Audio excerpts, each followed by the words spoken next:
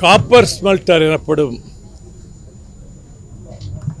Sterlite நாசகார நச்சாலை முதலில் மராட்டிய மாநிலத்தில் ரத்னகிரி மாவட்டத்தில் தொடங்கப்பட்டு அல்போன்சா மாமரங்களை வளர்க்கின்ற விவசாயிகள் இது விஷக்காற்றை பரப்பும் என்று சொல்லி பல்லாயிரக்கணக்கில் திரண்டு உடைத்து நொறுக்கிய போது முதலமைச்சராக இருந்த சரத்பவார் காவல்துறையை அவர்களை ஒன்றும் செய்யாதீர்கள், போராட்டம் நடக்கட்டும், நீங்கள் விலகிக் கொள்ளுங்கள் என்று சொல்லிவிட்டு மறுநாள் லைசன்ஸை ரத்து செய்தார். அதனுடைய உரிமையாளரான உலக கோடீஸ்வரன் அனில் அகர்வால் கோவா மாநிலத்திலே முயன்று அவர்கள் அனுமதிக்காமல், குஜராத் மாநிலத்தில் முயன்று அவர்கள் அனுமதிக்காமல் தமிழ்நாட்டில் வந்து அன்று முதலமைச்சராக இருந்த ஜெயலலிதாவை சந்தித்து ஒரு வார காலத்திற்குள் லைசன்ஸ் வாங்கி அந்த ஸ்டெர்லைட் நாசகார நச்சாலை தூத்துக்குடியிலே நிறுவப்பட்ட நாள் முதல், தொடங்கப்பட்ட நாள் முதல் நாங்கள் விவசாயிகள் மீனவர்களோடு சேர்ந்து எண்ணற்ற போராட்டங்களை, மறியல் போராட்டம், நடைப்பயணம், உண்ணாவிரதம் என நடத்தியும் பின்னர் உயர்நீதிமன்றத்திலே வழக்கு தொடுத்து அந்த வழக்கில் ஸ்டெர்லைட் தரப்பில் இந்தியாவின் தலை சிறந்த வழக்கறிஞர் கே வேணுகோபால் வந்து வாதாடிய வழக்கில் நான் 7.5 மணி நேரம் என் வாதங்களை எடுத்து வைத்திருக்கிறேன். ஸ்டெர்லைட் ஆலை நிரந்தரமாக மூடப்படும் என்ற தீர்ப்பு கிடைத்து அந்த உரிமையாளர் அனில் அகர்வால் உச்சநீதிமன்றத்தில் தடையாணை பெற்று மீண்டும் ஆலை இயங்க தொடங்கி அதற்கு மேல் மேலும் மேலும் வழக்குகளை தொடுத்து அந்த வழக்குகள் 33 வாய்தாக்களில் நானும் கலந்திருக்கிறேன். ஆலை நிரந்தரமாக மூடப்பட்டுவிடும், இந்த கோர்ட்டில் இந்த கேஸ் போட்டதனால் நினைச்சு ஜெயலலிதா ஆலையை மூடுவதாக திடீரென்று அறிவித்தார். ஆலைக்கு சகல ஆதரவையும் கொடுத்த அரசு மூடப்போகிறார் நினைத்துக்கொண்டு, ஆனால் சுப்ரீம் கோர்ட் ஆலையை மூடவில்லை, ஆலை மூடும் தீர்ப்பை கொடுக்கவில்லை. பின்னர் மீண்டும் தீர்ப்பாயத்துக்கு சென்று மீண்டும் சுப்ரீம் கோர்ட்டுக்கு சென்று சுப்ரீம் கோர்ட் சென்னை உயர்நீதிமன்றமே மீண்டும் விசாரிக்கட்டும் என்று நீதியரசர் சிவஞானம், நீதியரசி பவானி சுப்பராயன் அமர்வில் அந்த வழக்கு நடைபெற்று அங்கு நான் 3.5 மணி நேரம் வாதங்களை வைத்திருக்கிறேன்.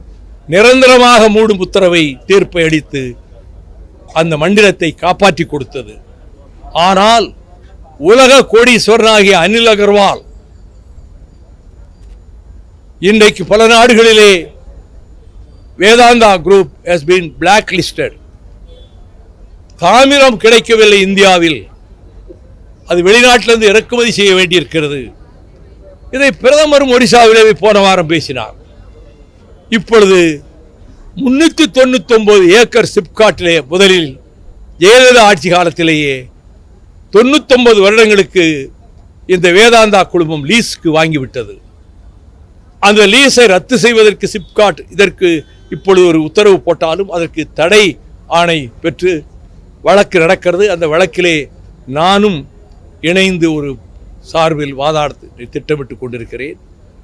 இப்பொழுது அனில் அகர்வால் எப்படியாவது அந்த ஸ்டெர்லைட்டை வேறொரு வடிவத்தில் கிரீன் காப்பர் என்ற பெயரில் மீண்டும் கொண்டு வந்து நிறுவுவதற்கான முயற்சியில் ஈடுபட்டிருப்பதால் நம்முடைய முதலமைச்சர் அவர்களை ஒருவேளை சந்திக்க முனையலாம், இந்த அரசிடம் அனுமதி வாங்குவதற்கு முயற்சிக்கலாம். அதற்கு இடம் கொடுக்கக்கூடாது. அது புற்றுநோயையும் சர்ம நோய்களையும் ஏற்படுத்தி அடியோடு 40 கிலோமீட்டர் சுற்றளவுக்கு விவசாயத்தை பாழ்படுத்துகிறது இந்த காப்பர் ஸ்மெல்டர். அது வேறு வடிவத்தில் தாமிர தொழிற்சாலை என்ற பெயரிலே அங்கே வர அனுமதிக்க கூடாது. நீங்கள் இந்த அரசு,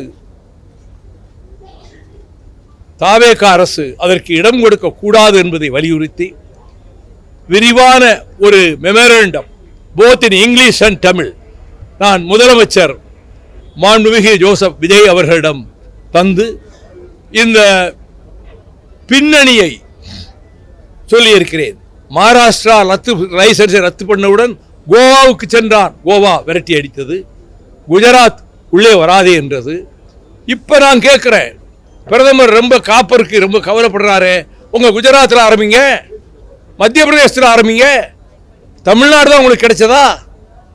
ஆகவே இந்த எந்த காரணத்தை முன்னிட்டும் அங்கே கொண்டு வந்து மீண்டும் தாமிர தொழிற்சாலை அமைக்க அனுமதிக்க கூடாது என்பதற்காக நாங்கள் பொதுக்கூட்டம் போடும். 2ஆம் தேதி கூட தூத்துக்குடியில் பிரம்மாண்டமான ஒரு பொதுக்கூட்டம் ஏற்பாடு செய்திருக்கிறோம். மார்க்சிஸ்ட் கம்யூனிஸ்ட் கட்சி, இந்திய கம்யூனிஸ்ட் கட்சி, விடுதலை சிறுத்தைகள் கட்சி, இன்னும் பல்வேறு அமைப்புகள், விவசாய அமைப்புகள் அதிலே பங்கெடுக்க இருக்கின்றன. இந்த கோரிக்கையை மிக அமைதியாகவும் நாம் நீண்ட நேரம், இந்த அளவு சுருக்கமாக கூட சொல்ல, நீண்ட நேரம் விளக்குவதற்கும் முதலமைச்சர் அவர்கள் சந்தர்ப்பம் கொடுத்தார்கள். விரிவாக விளக்கி இருக்கிறேன். இன்னொரு கோரிக்கை வைத்தேன், அது தனிப்பட்டது. என்னுடைய நாடாளுமன்ற உரைகள், 30 ஆண்டுகளில் ஆற்றிய உரைகளை 6 பகுதிகளாக நான் தொகுத்திருக்கிறேன். அந்த தொகுதிகளை வருகிற ஆகஸ்ட் 4ஆம் தேதி அன்று டெல்லியில் வெளியிடுவதற்கு ஏற்பாடு செய்து கொண்டிருக்கிறேன். அந்த விழாவிலே நம்முடைய தமிழ்நாடு முதலமைச்சர் கலந்து கொள்ள வேண்டும். முதல் பிரதியை நான் திட்டமிட்டிருப்பது இப்போது இருக்கக்கூடிய குடியரசு துணைத் தலைவர் மாண்புமிகு சிபி ராதாகிருஷ்ணன் அவர்கள் வெளியிட திட்டமிட்டிருக்கிறேன். அவரிடம் அனுமதி கேட்க வேண்டும். நம்முடைய முதலமைச்சர் அவர்கள் முதல் பிரதியை பெற்றுக்கொள்ள வேண்டும் என்று கேட்டிருக்கிறேன். அதற்கு ஒப்புதல் தந்திருக்கிறார். அதை ஒரு கோரிக்கையாக வைத்தேன். இந்த இரண்டையும் எடுத்து பேசுவதற்கு நீண்ட நேரமாகிவிட்டது. அவர் அதை ஒரு 45 நிமிடங்கள் மாண்புமிகு முதலமைச்சர் அவர்கள் ஒதுக்கி தந்ததற்கு நான் முதல்வருக்கும் அரசுக்கும் நான் நன்றி தெரிவித்துக் கொள்கிறேன்.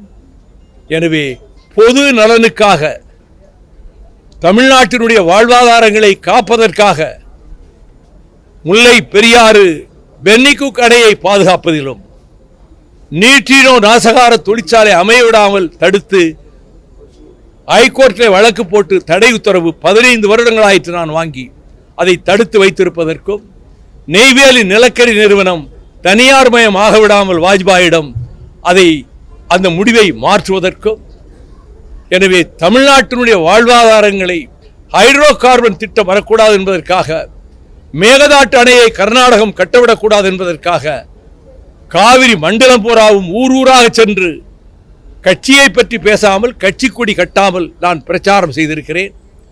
அதை போலத்தான் பொது பிரச்சனைகளுக்கு இப்பொழுது ப்ரொபோசிஸ் ஜூலிஃப்ளோரா எனப்படுகின்ற சீமை கருவேலி நாட்டு வேலிக்காத்தான் தமிழ்நாட்டையே நாசப்படுத்தி விட்டது.